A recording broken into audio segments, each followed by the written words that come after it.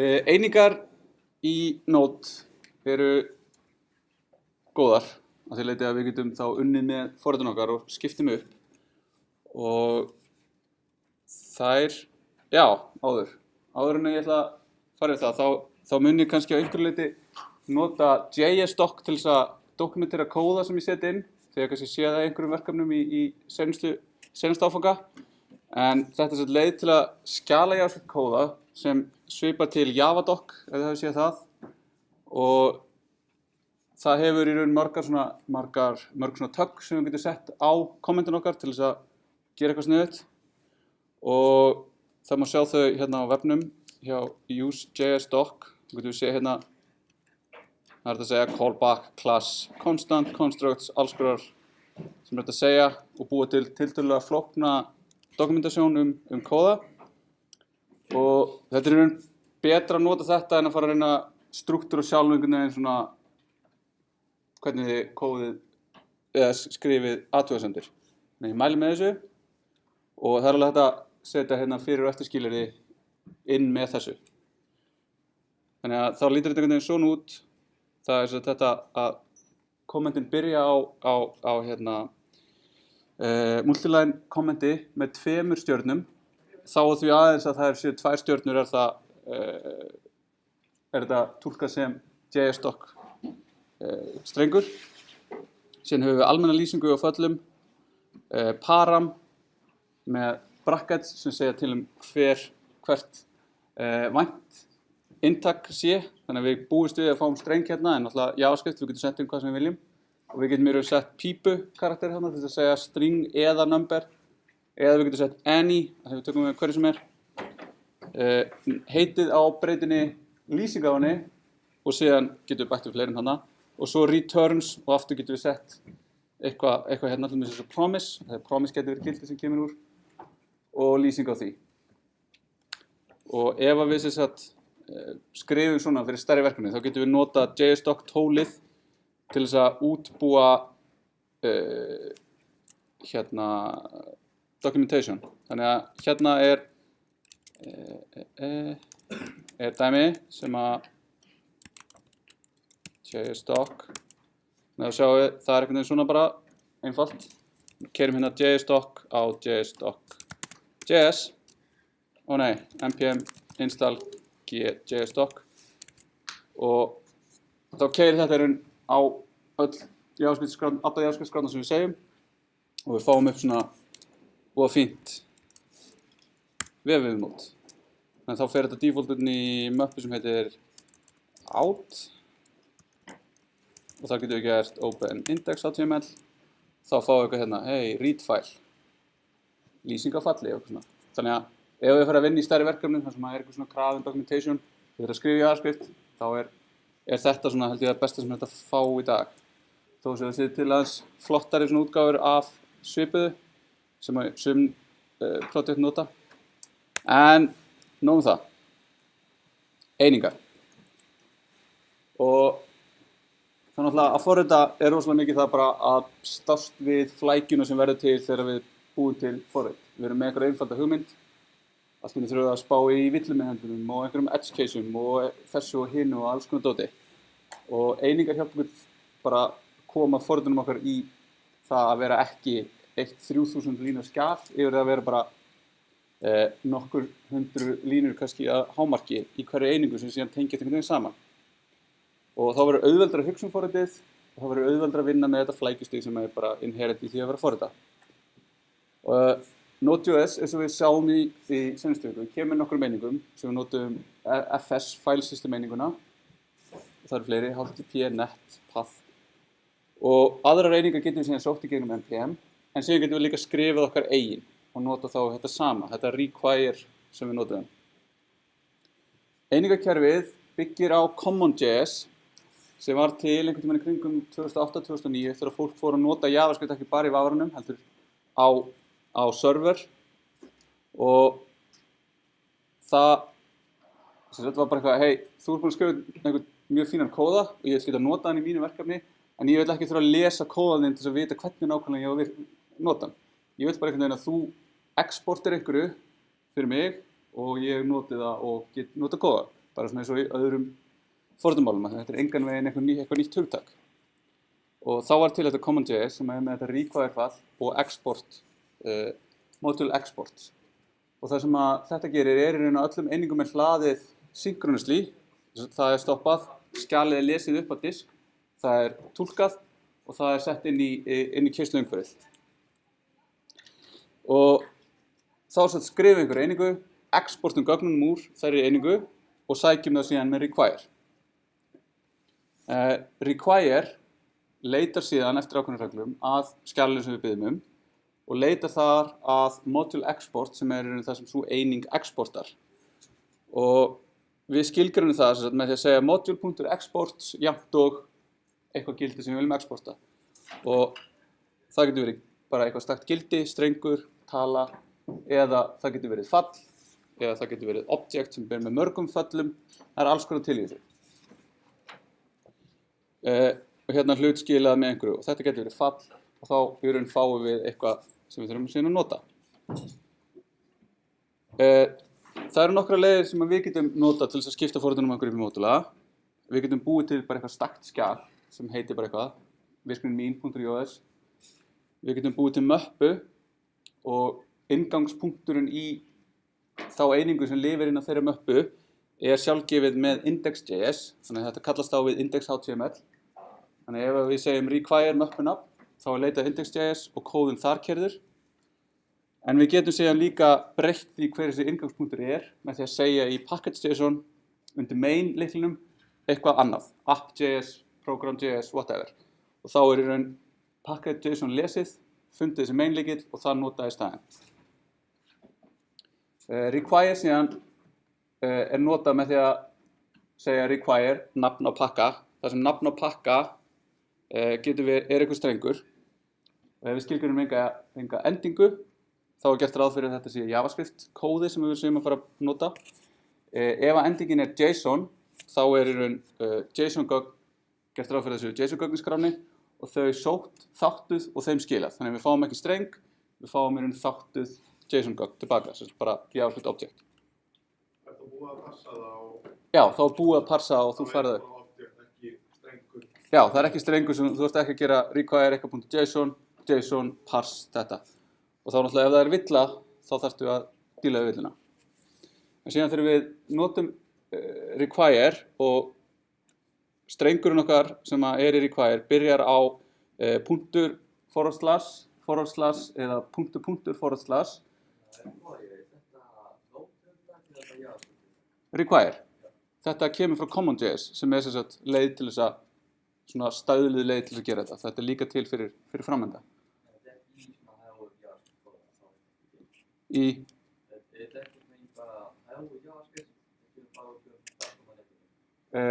Já, þetta ekki stutt af málinu sjálfu. Þetta ekki í ECMAScript staðlinum.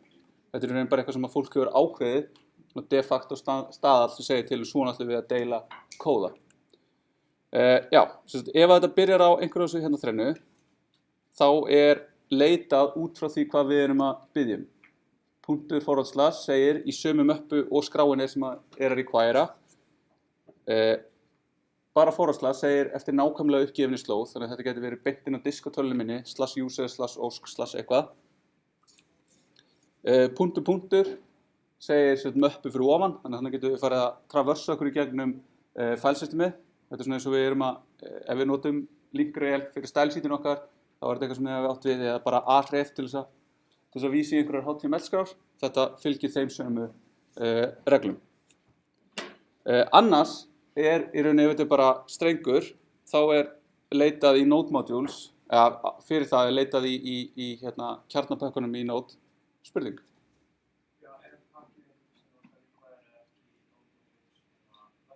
Já. Já. Að sækja globally.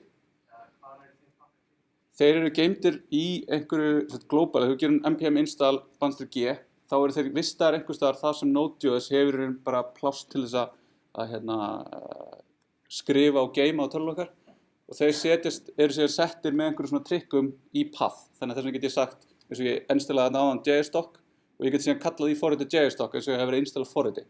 Og það bara gert með einhverju svona stýrikerfis dependent magic sko. Og það hægt að finna þetta og breyta þessu. Þegar það er nákvæmlega uppgefnislóð, því þá rótin í þetta. Já, þetta segir þá rótin á vefþjónunum. Já. Og síðan í rauninni leita, þannig ef við erum í einhverju möppu sem með Node modules og hún finnst ekki þar, þá farið í möppuna fyrir ofan. Ef hún á Node modules, leitað í henni og svo framvegis og svo framvegis. Og þá þurfum við ekkert endilega að hafa installað þessu með npm. Við getum einfaldlega búið til Node modules möppu, sett pakkaðar inn og hann requiraður, en það ekki vanlegt af því að það mun enginn fatta nema maður fari að garfa í því. En síðan í raun eftir að þetta og eftir að þetta er búið að vera núna við lýði í nokkur ár, þá í raun búið að skilgreina staðal það hvernig JavaScript eða ECMAScript náttúrulega ætli að meðhandla svona einingar. Og það í raun í ECMAScript 2015 með import og export. Og almennt ekki komin nógu góður eða mikill stuðningur við þetta. Þetta komið til dæmis eins og í Chrome. En Node 9.4, sem bara eiginlega nýjasta útgáfan, mjög nýleg útgáfa, með experimental stuðning, mæla ekki með að þetta sé notað í raunkerfum, í production kerfum, heldur í raun svona, hey, hér búið að gera einhverja útfærslu, við liðum vinsamlegast sem community prófa þetta fyrir okkur og láta okkur vita ef þetta eitthvað bilað eða eitthvað skrítið. Og þá þurfum við í raun að segja Node þegar við keyrum það upp að við ætlum að við séum að opta inn á það að keyra þessi experimental modules. Og þá þurfum við ekki bara að gera það, heldur þurfum við líka að segja skrárnar okkar enda ekki á .js, heldur .mjs, sem við kalla Michael Jackson script. Og þá í raun getum við notað import-export í Node. Og ástæðan fyrir því að þetta ekki komið lengra að import-export gerir ráð fyrir því að öllum einingum sé hlaðið asynchronously inn í forritinu okkar. Og það þýðir þá náttúrulega að það þarf að restruktúra öll forrit. Við getum ekki bara breytt úr require yfir í import-export af því að það þarf í raun stuðningurinn og við forrit sem til í dag og allt þetta mjög flóknara. Þannig að þetta eitthvað brjálæðislega mikið flækisli með þetta og þetta í raun bara í vinnslu. Þannig að þá erum við í einhverju skjali, export, default, sem þá eitthvað sem við fáum ef við gerum bara import nafni, þá fáum við það sem default exportað.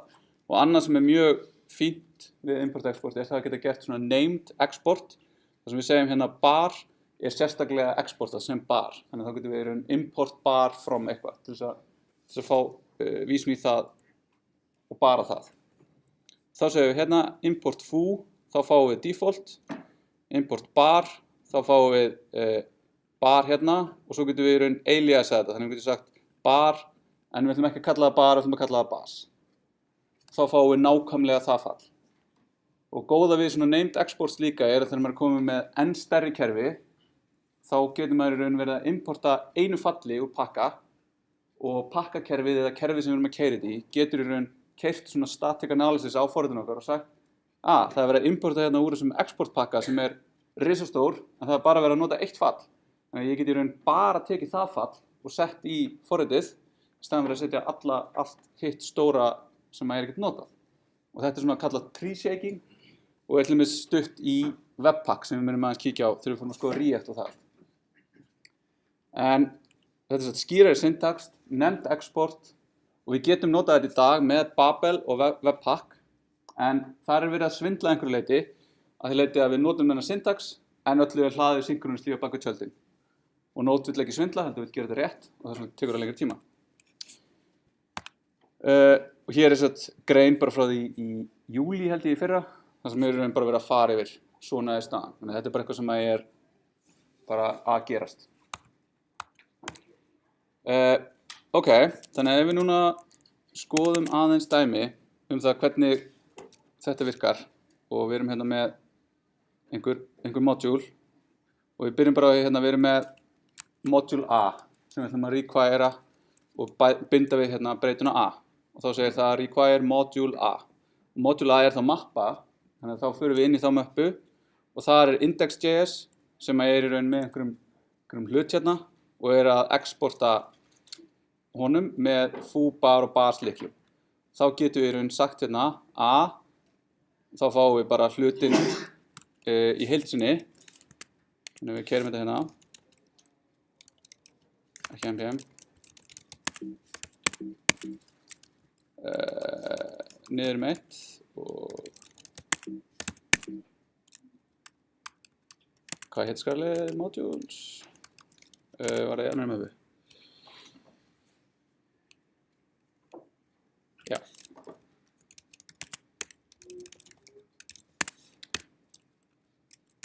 Svona, ok. Þannig að þá fáum við hérna þetta foo, bar, bars og þetta fall hérna. 3, 1, 2, 3. Ég vissi þetta ekki eins og þannig að við fengum meira en ég ætlaði. Og hérna 3 sem þá í raun kallið í fallið. Þannig alveg eins og við kölluðum hérna import require fs.readfile þá var það eitthvað fall sem var í raun exportað og við köllum með þannig. Þannig að við getum í raun búið til eins viðmót API á okkar forrit. Síðan getum við sótt beint úr skrá hérna. Setjum þetta upp. Svona, og þá vísum við beint í skrá hérna. Þetta er nákvæmlega eins, nema bara út af því að þetta er mappa versus skrá.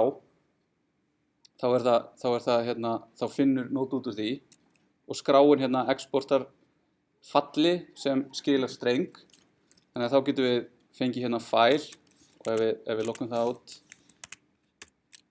þá fáum við function og ef við köllum í það þá fáum við return gildið. Þannig að við getum í raun leikið okkur með hvaða típur, við getum í raun exporta hvaða típur sem er hann úr. Og síðan hérna B sem getur þá kallað í file sem er einu neðar í hérna möppu hierarkíinu og importa það og kalla því það. Þannig að við getum tvinnað þessu saman. Og hérna er app.js en ekki index.js og þá segjum við hérna í package.json main er app.js.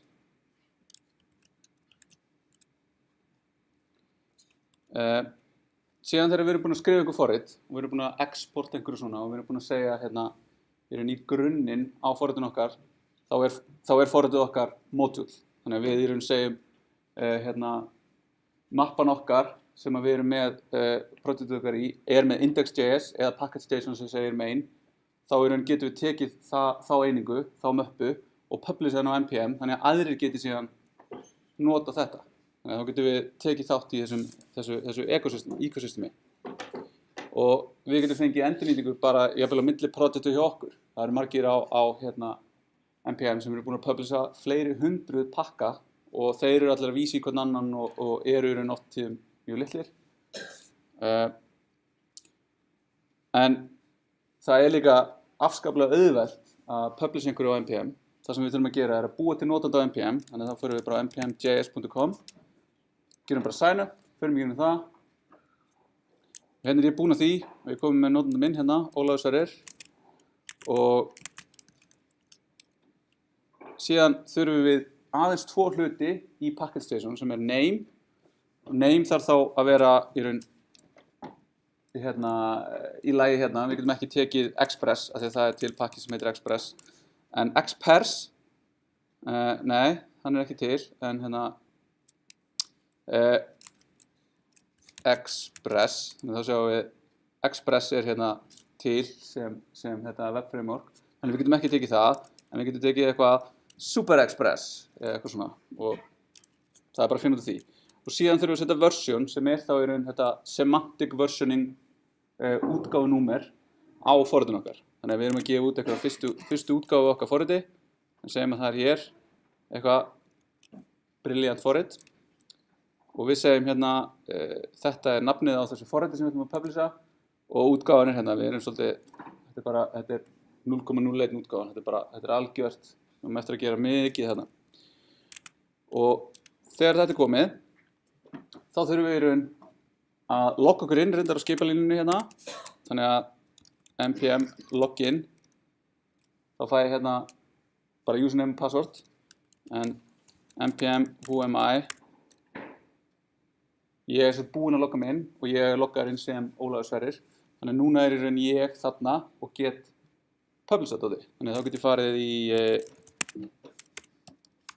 í þessa möppu hérna, sem er í raun bara með index.js og package.json og ég get gert bara npm publish. Þá fáum við bara svona, þá var ég búinn að gera þetta áður, þannig að þá gerum við hérna bump npm version. Já, nú man ég þetta ekki. En gerum bara hérna, hækkum útgáfunúmerið í þetta og gerum svo npm publish. Og þá er við búið að gera hérna npm publish webforritun 2 2018 at 0,11 og þá getum við séð á mínum account hérna að ég er með þetta módul hér, 12 downloads in the last week, allt að gerast, allt ég að prófa, held ég. Þannig að núna get ég farið inn í einhverja aðra möppu, og það er ekkert inn í henni, npm init, npm install webforritun 2 2018 og hérna get ég, nei, ég ætla að gera code svona, þannig að þá er ég komin hérna með node modules sem er með þessu, sem er með þessum kóða sem ég var, en nú var ég ekki að afrita hann á milli mappa, ég var að publisha honum út á npm og downloada honum síðan í hinu og ef ég myndi uppfæra hann í hinu, breyta útgáfunúmerinu hérna í package.json, þess að sjáum að er allt öðruvísi en package.json sem ég gerði út af því að þetta er installað package.json frá npm, þá hérna myndi það uppfærast útgáfun hérna, af því að hún er hérna skilgreind sem dependency tilda 0111. Þannig að svona getum við gefið út og þetta er ekki bara eitthvað sem að einstaklingar gera, það er hægt að fá svona fyrirtækja account, þannig að við getum verið með svona private npm repo, þar sem að allir deila kóðunum í gegnum npm, þá verður þetta allt svona mjög svipað viðmót fyrir alla sem eru að vinna með kóðan. Og þetta er, já, npm, og endanum að vera gróði. Og gaman að segja frá því, sko, ég er hérna hinn pakkin sem ég skrifaði, gerði open source, það er alveg 93 downloads senastu viku, sko. Það er alveg, og svo skoða maður einhver eins og commander sem er svona til að gera stærri, 10 milljón næstu því í bara senastu viku. Þessar tölur eru í hvert skipti sem einhver gerir npm install og segir þetta product er dependency, þá hækkar þessi tala um 1. Hvert einasta skipti, þannig ef þið eru bara npm install, þá getið alveg artificially inflata þessar tölur alveg upp í rjáfur, sko.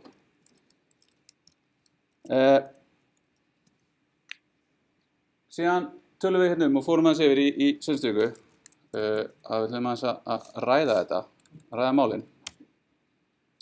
Það tengist beint þessu npm. Kostur og gallar npm. Lásuðu eitthvað á þessum greinum? Já, ok. Þær eru svona misgóðar, það eru 2 bloggpostar þarna, 1 frétt og 2 svona greinar, ef við köllum það að vera publish einhverjum á Medium sem meiri grein en bloggpost, en það er bara bloggpost, bara í miklu fallegri pakka. En hérna þessi grein frá 2013 sem var þegar npm var svona, fólk var bara eitthvað vá hvað það er rosalega mikið að vera þarna og það var búið að vera í svolítið tíma, er þetta þessi batteries not included pæling.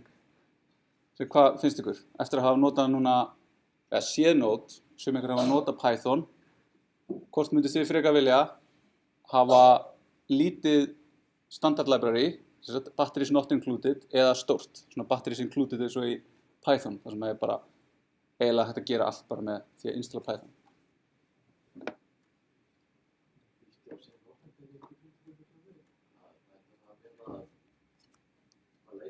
pakkanum, hvort sem við getum skipta línu á sem við það í NPM og finnum ykkur mikið pakka. Já, Og það sé pakka við getum að segja ykkur eftir pakki. já.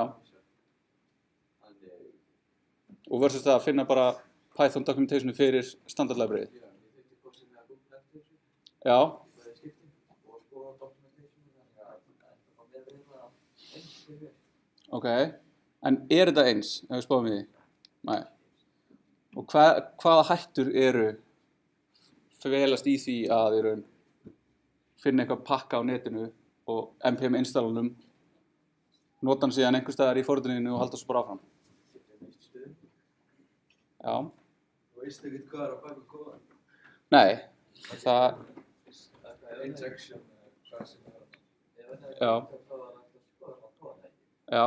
En hversu oft hefur þú skoðað í hörgul eitthvað kóða, sem er náttúrulega þessi grein sem kom út núna fyrir 2 vikum og í raun, maður veit ekki alveg hvort það sé að grínast, en ég held, já, ég veit það, en það gæti verið það gæti verið plói bara eitthvað, shit, þið haldur að ég sé ekki að grínast, ég segist bara að vera að grínast, það haldur að ég sé ekki að grínast, en þetta er svona, gæti, en þetta er alveg mjög áhugaverður attack-vektor og gæti verið að einhver hafi lesið þessa grein og byrjað bara eitthvað, skulum græða pening hérna. Af því að þegar við erum að nota einhver svona project og segjum bara svo að við erum hérna með einhverja testmöppu og ég ætla að byrja nýtt project og ég þarf React, ég þarf Babel, bara React og Babel, leyfum þess að keyra. Þetta sækir gífurlegt magn af forritum af kóða og setur upp í Node Modules. Og þó svo einhver mun á einhver tíma myndi lesa yfir hann kóða, þá er hún frá með að verkefni mitt fyrir loftið og þangað til að það gerist og það kemur eitthvað upp sem segir hei, það var einhver að vera mjög vondur og nýta sér það að þú hafir installað pakkanum hans langa lengi og gert eitthvað af sér, þá getur margt það gerst. Og svo getur bara verið líka það að ég er með eitthvað project og ég ger ekki neitt. Ég uppfæri ekki það sem þarf að gera og þá getur bara leiðið einhver buggur einhvers þar langa lengi. Þannig að ef við skoðum núna Node Modules, þá eru þetta 7 MB, 1300 items fyrir þetta, og þegar við fyrir að nota React meira og við erum að sækja fleiri og fleiri pakka, þá verður þetta hratt gífurlega mikið. Og þetta er nú ekki það mikið, en það er líka út af því að eins og React er búið að vera að vinna í því að slíta í sundur dependencyn, þannig að þetta sé ekki eitt stórt projekt, heldur fleiri lítil. En allavega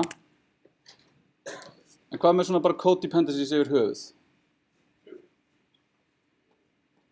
Þeir eru að vinna með kóða og noti kóða sem þið hafið ekki skrifað. Nei, maður kemst eiginlega hjá því þegar maður skrifa kóð í dag. En hvað getum við gert í raun? Getum við gert eitthvað til þess að er eitthvað svona sem við getum haft í huga?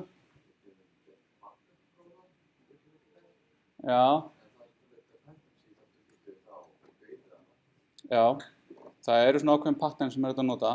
Svona, eins og nefnir hérna adapter pattern, þar sem þú setur í raun, þú rappar allar kóða sem er í raun ekki skrifaður á okkur inn í eitthvað viðmót sem þú síðan notar, og þá í vonum það að það verði ótrúlega auðvelt bara fara inn í einen adapter og skipta í raun eitthvað þarna bakvið, en þú sért alltaf með sama viðmóti fyrir þinn kóða. En svo er náttúrulega forrit virka ekkert eins.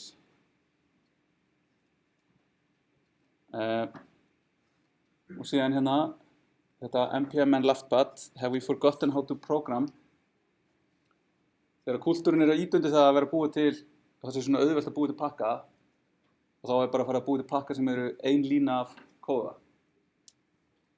Og getur það verið þó svo að þetta sé ótrúlega snjöll lína af kóða, er það þess virði að taka á sig þetta auka dependency versus það að gera sjálfur eitthvað sem er ekki alveg jafn snjallt.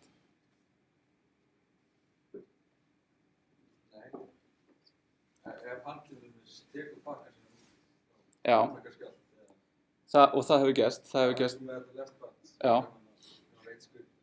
Já, og það var líka áhugavert sko að það var pólitík alltaf pólitík alltaf á baka allt sem er eitthvað slæmt en þá var það í raun að NPM hafði af kröfu einhvers fyrirtækis í Bandaríkjunum sem átti eitthvað trademark hann var með einhvern pakka sem kallaði bara Foo og Foo fyrirtæki kom og sagði hei, við viljum fá þetta hérna þetta pakkanafn á NPM og spurði hann, megum við fá þetta pakkanafn og hann sagði bara nei, þetta er mitt pakkanafn og þau fóru til NPM og NPM bara eyddi pakkanum hans á hans að tala við hann og bara þú veist, hótuðu okkur lögfræðingum og eitthvað svona og hann var drjálaður og eyddi öllum pakkanum sínum og þar á meðal þetta left pad þannig að það var bara, og ég man eftir bara, það fór alltaf hliðina af því að þú veist, alls þar sem við vorum að keyra eitthvað, þú voru að keyra eitthvað build, þú veist að keyra eitthvað testþjóna, þú veist bara developaði á þinni vél eða eitthvað þá allir fyrstu bara einhverjar afskaplega flóknar og skrýtnar villur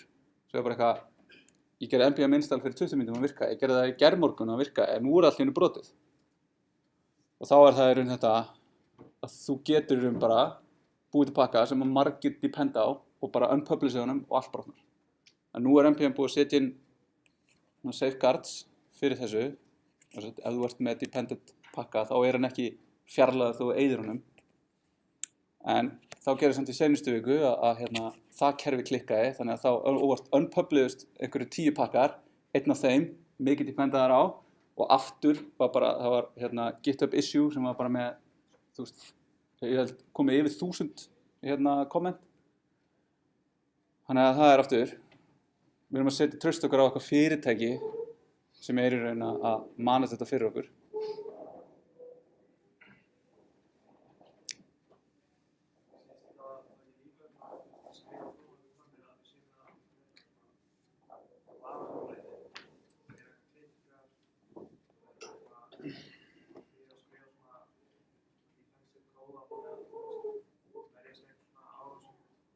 Jú, að skrifa svona defensive kóða er alltaf þegar maður er að taka svona dependency og þú ert að kalla í eitthvað og þú veist ekki hvort það kasti exception, setja try catch utan um það eitthvað svona.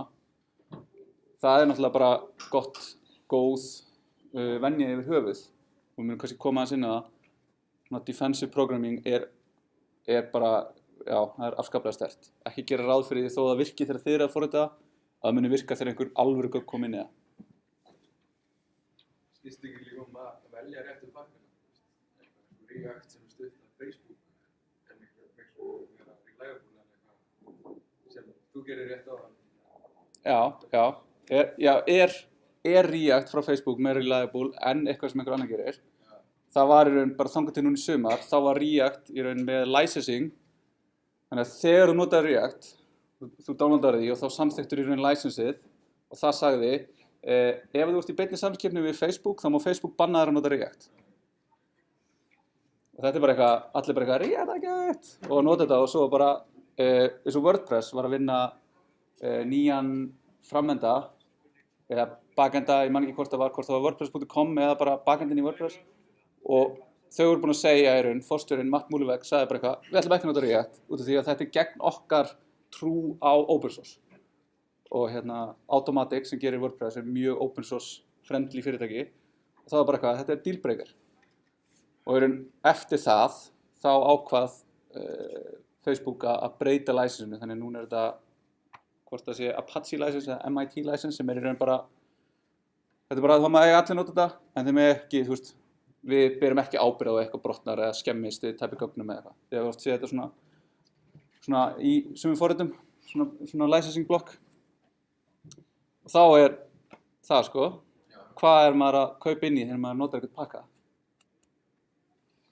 Eins og líka Facebook og Google hafa gert ýmis verkefni sem að síðan hafa í raun bara, við nefnum ekki lengur, við ætlum bara að slökka á þessu.